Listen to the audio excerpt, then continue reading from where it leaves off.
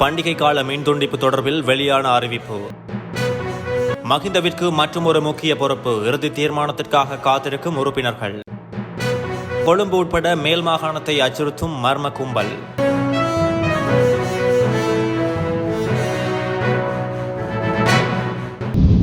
எதிர்வரும் பண்டிகை காலத்தை முன்னிட்டு பராமரிப்பு பணிகளுக்காக மேற்கொள்ளப்படும் மின் துண்டிப்புகள் தற்காலிகமாக இடைநிறுத்தப்பட்டுள்ளதாக மின்சக்தி மற்றும் எரிசக்தி அமைச்சின் செயலாளர் சுலசன ஜெயவர்தன தெரிவித்துள்ளார். அவர் மேலும் தெரிவிக்கையில், பண்டிகை காலத்தில் எவ்வித இடையூறுமின்றி மின்சாரத்தை விநியோகிப்பதற்கு அவசியமான ஆலோசனைகள் வழங்கப்பட்டுள்ளன.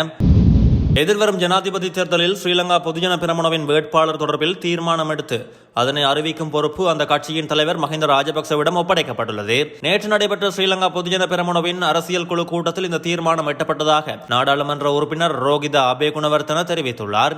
ஸ்ரீலங்கா பொதுஜன பெரமுனவின் அரசியல் குழு கூட்டம் நேற்று கொழும்பில் கட்சியின் தலைவர் மஹிந்த ராஜபக்ச மற்றும் கட்சியின் ஸ்தாபகர் பசில் ராஜபக்ச தலைமையில் கூடிய போதே குறித்த தீர்மானம் எடுக்கப்பட்டுள்ளது.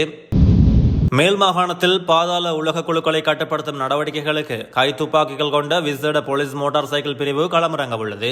இந்த குழுவினர் விசேட பயிற்சியில் ஈடுபட்டுள்ளதாக தகவல் வெளியாகியுள்ளது. போலீஸ் விசேட அதிரடி படையின் மேற்பார்வையில் விசேட பயிற்சி பெறும் இந்த குழுவினர் விசேட தாக்குதல் மோட்டார் சைக்கிள் அணியாக வரவுள்ளதாக சிரேஷ்ட போலீஸ் அதிகாரி ஒருவர் குறிப்பிட்டுள்ளார். பாதாள உலக குழுக்கள் மற்றும் துப்பாக்கிச் சூடு நடத்துபவர்களுக்கு உடனடி பதிலடி கொடுப்பதற்காக இந்த குழுக்களுக்கு விசேட பயிற்சிகள் வழங்கப்படுவதுடன் குழுவிற்கு விசேட சீருடைகளும் வழங்கப்படும் என அதிகாரி குறிப்பிட்டுள்ளார். போலீஸ் திணைக்களத்தில் திறமையான அதிகாரிகளை இந்த பிரிவில் இணைத்துக் கொள்ள ஏற்பாடுகள் செய்யப்பட்டுள்ளன. இந்த மோட்டார் சைக்கிள் தாக்குதல் குழுக்கள் ஆரம்ப கட்டமாக கொழும்பு வடக்கு, கொழும்பு தெற்கு மற்றும் கொழும்பு மத்திய பிரிவுகளில் நிலைநிறுத்தப்பட உள்ளன. ஜனாதிபதி ரணில் விக்ரமசிங்க யானை அல்லது மொட்டு அல்லாமல் முற்றிலும் புதிய சின்னத்தில் ஜனாதிபதி தேர்தலில் போட்டியிடுவார் என ஜனாதிபதியின் சிரேஷ்ட ஆலோசகரும் ஐக்கிய தேசிய கட்சியின் முக்கியஸ்தருமான ஆசுமார் சிங்க தெரிவித்துள்ளார். ரணில் விக்ரமசிங்க தேசிய வேட்பாளராக பல கட்சிகளை பிரதிநிதித்துவப்படுத்துவார் என அவர் ஊடகவியலாளர்களிடம் கூறியுள்ளார். ஜனாதிபதி தேர்தலில் யானை சின்னத்தில் போட்டியிட்டால் அவருக்கு ஆதரவளிப்பதில் அவர் உட்பட பலருக்கு பிரச்சனை இருப்பதாக அமைச்சர் பிரசன்ன ரணதுங்க போன்றவர்கள் கூறியுள்ளனர். அதேபோன்று அவர் மொட்டுவின் கீழ் போட்டியிடுவது தொடர்பில் ஐக்கிய தேசிய கட்சியில் உள்ள தமக்கும் பிரச்சனை உள்ளது. எனவே விக்ரமசிங்க புதிய சின்னத்தில் போட்டியிடுவார் என எதிர்பார்க்கப்படுகிறது என்று மாரசிங்க குறிப்பிட்டுள்ளார்.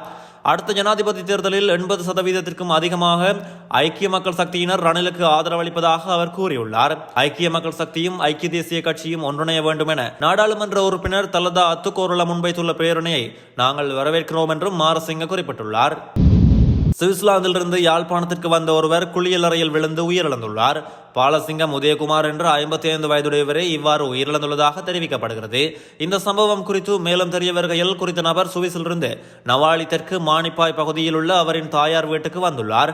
இந்த நிலையில் அவர் குறித்த வீட்டின் குளியலறையில் குளிக்க சென்ற வேளை கீழே விழுந்து உயிரிழந்துள்ளார். அவரது சடலம் மீதான மரண விசாரணைகளை திடீர் மரண விசாரணை அதிகாரி ஜெயபாலசிங்கம் மேற்கொண்டுள்ளார். அத்துடன் உடற்கூட்டு பரிசோதனைக்காக அவரது சடலம் யாழ்ப்பாணம் போதனா வைத்தியசாலைக்கு கொண்டு செல்லப்பட்டுள்ளது.